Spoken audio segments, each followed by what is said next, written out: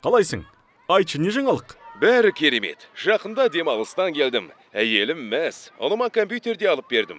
Охо, жұмыста қызметің өсті ме? Жоқ, өскен жоқ. Бір қызық инвестициялық жобаға тап болдым. Несие алып, ақша салдым да бірнеше күнде 2 есеге көбейттім. Шын ба? Иә, әрине. Қаласаң сілтемесін жіберемін. Өзің көресің. Барлығы өте оңай. Қанша көп салсаң, сонша көп табасың. Әкел, керемет болар еді.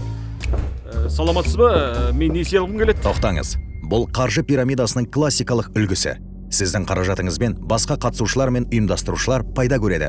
Сіз инвестицияға емес, сізден бұрын кірген адамдардың төлемдеріне ақша саласыз. Сіз табыс табу үшін пирамидаға жаңа қатысушылар керек. Ал олардың келетініне кім кепіл?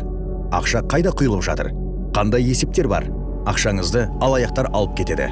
Ал несиені өзіңіз төлеуге мәжбүр боласыз.